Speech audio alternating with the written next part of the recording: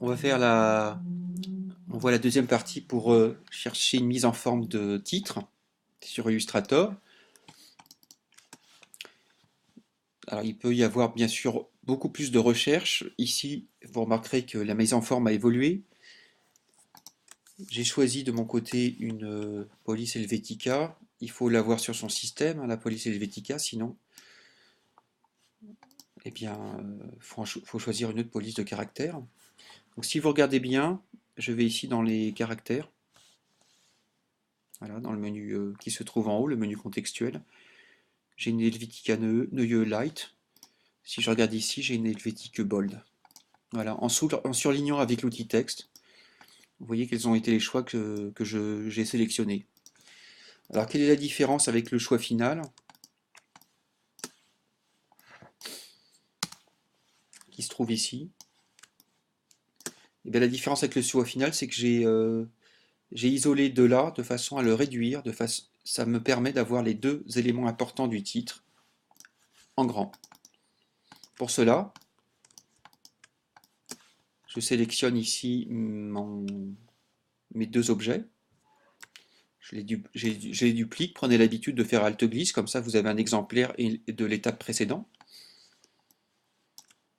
Alors c'est pas compliqué.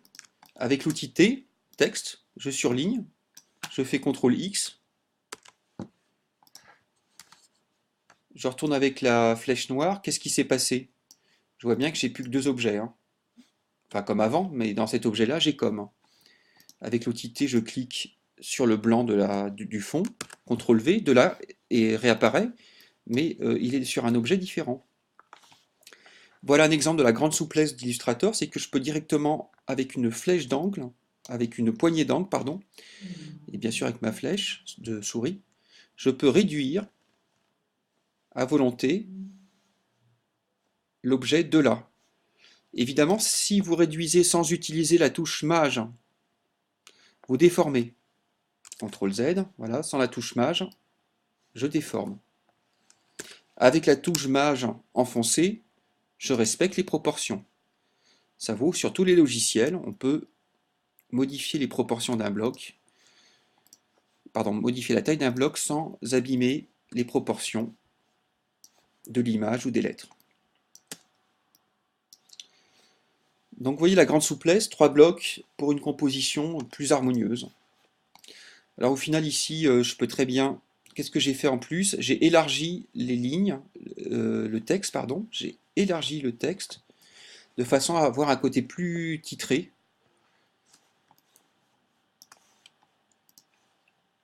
Vous voyez ici, si je sélectionne les trois éléments et que je tire sur la poignée de sélection, je peux apporter un peu de largeur à mes mots pour avoir une impression plus importante de titrage. La composition est bonne ici. Enfin, j'ai décidé qu'elle était bonne pour l'exercice.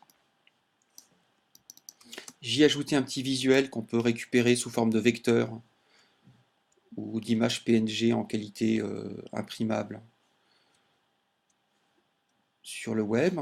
Il se trouve que moi je l'avais dessiné sur Illustrator. J'ai fait CTRL-C et CTRL-V. Voilà. Je l'ai ensuite bien sûr réduit, toujours avec la flèche et poignée d'angle, et en maintenant la touche Maj. Je vais sauvegarder cette planche. Donc je vais faire CTRL Maj S ou Fichier, enregistrer sous. Fichier enregistré sous vous permet de faire une copie de votre travail. Voilà, je vous conseille de la sauvegarder en la nommant correctement. Sum and Com, planche titre. Vous voyez, dans planche, il y a bien l'idée d'avoir plusieurs recherches, plusieurs titres. On sauvegarde ces recherches. Moi, c'est fait. On va aussi maintenant enregistrer sous Sum and Com, titre. Alors, plutôt que faire final, on peut faire V1. Comme ça, on est sûr d'avoir déjà une version. Peut-être qu'on fera des modifications ensuite. enregistrer. Donc là, j'ai fait un nouveau fichier. Je vous rappelle que si on l'enregistre en CS4, par exemple, ça pourra s'ouvrir en CS5 ou CS6. Donc là, je suis bien sur le fichier semaine.com titre V1. Donc dans ce fichier-là, j'ai plus besoin des autres essais. Je vais les supprimer et je vais recadrer autour ma petite image. Voilà, on a un titre ici qui est pas mal. C'est pas la peine de l'avoir plus grand parce qu'on est sur une page A4 et qu'il s'agit de dessins vectoriels. D'accord? Donc on n'a pas besoin, il n'y a pas de problème de pixelisation. Je vais donc recadrer ceci, je vais dans Fichier, Format de document, et je vais choisir Modifier les plans de travail. Donc le plan de travail va être modifié. En gros, je vais faire je vais garder un petit format recadré autour de mon titre. Là, je peux retourner en mode flèche noire. Je vais maintenant faire une opération importante. Je vais vectoriser les lettres. Qu'est-ce que ça veut dire vectoriser les lettres? Ça veut dire les transformer en dessin technique. Ça permettra à tous les récepteurs qui récupèrent un PDF ou qui récupèrent une version vectorielle de votre titre d'avoir le bon dessin de lettres. Si je ne fais pas ça, ceux qui n'ont pas Helvetica sur leur ordinateur ne pourront pas avoir la forme des lettres Helvetica. Donc c'est dans le menu texte, vectoriser. Alors vous voyez qu'ici, je ne pourrais plus retoucher avec l'outil texte parce que c'est devenu un dessin et pas une lettre, et pas un texte. Donc si je veux modifier, il faut que je retourne sur le fichier de mes titres. Là, j'ai les titres en format texte. Ici, ils sont devenus des images, mais des images vectorielles. Pour vous donner un ordre d'idée, quand on va dans Objet tracé, alors c'est affichage en mode tracé, pardon, CTRL Y. Vous voyez qu'ici on a un dessin. Voilà, on a vraiment un dessin vectoriel. Affichage aperçu. J'ai maintenant préparé mon fichier en plusieurs formats. Donc je vais d'abord l'enregistrer en format EPS, donc c'est fichier enregistré sous semaine.com titre V1 en EPS. L'EPS est un format utilisé par les imprimeurs et est un format qu'on peut ouvrir dans Photoshop, dans InDesign. Je vais choisir maintenant d'exporter mon titre en PNG. Je vais choisir un PNG en résolution 300 ppp de façon à ce que composé sur une page Word par exemple, il soit en qualité imprimable. Alors si vous souhaitez absolument que votre fond soit blanc, reste blanc, vous pouvez choisir fond transparent. Je vous montre. Fichier exporté.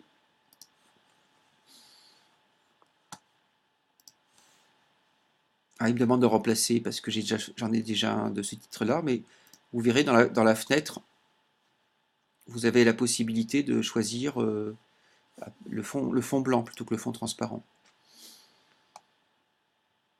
Donc voilà, vous pouvez faire un PNG donc comme ceci. Je vais faire un PNG web. Donc exporter. Alors cette fois-ci, je vais choisir un 72 dpi pour la résolution écran. Je vais enfin choisir un format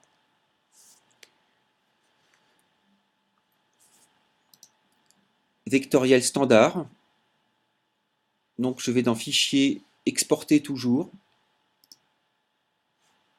Et je vais choisir le SVG. Donc c'est d'enregistrer sous, pardon. Donc Fichier, Enregistrer sous. Alors le SVG, c'est un format vectoriel qu'on peut utiliser, qu'on peut copier-coller sur un PowerPoint par exemple. Donc c'est un format vectoriel standard, de même que le JPEG et le format bitmap standard, le format d'image standard. Vous remarquerez que je n'ai pas choisi de JPEG, vous pouvez toujours créer un JPEG si vous voulez. Le PNG c'est pas mal. Donc le JPEG, c'est pas compliqué. C'est pareil, exporter. Là vous choisissez JPEG. Il va vous demander la qualité de votre JPEG et la résolution. Vous voyez, donc là vous pouvez choisir une résolution élevée pour des impressions papier. Vous pouvez la personnaliser normalement. Vous pouvez choisir un CMJN si c'est pour une qualité imprimée. Et une qualité maximum ici. Donc là vraiment, il faudra l'appeler, il faut mieux nommer sur votre fichier en print hein, à la fin, de façon à bien l'identifier comme un fichier destiné à l'impression.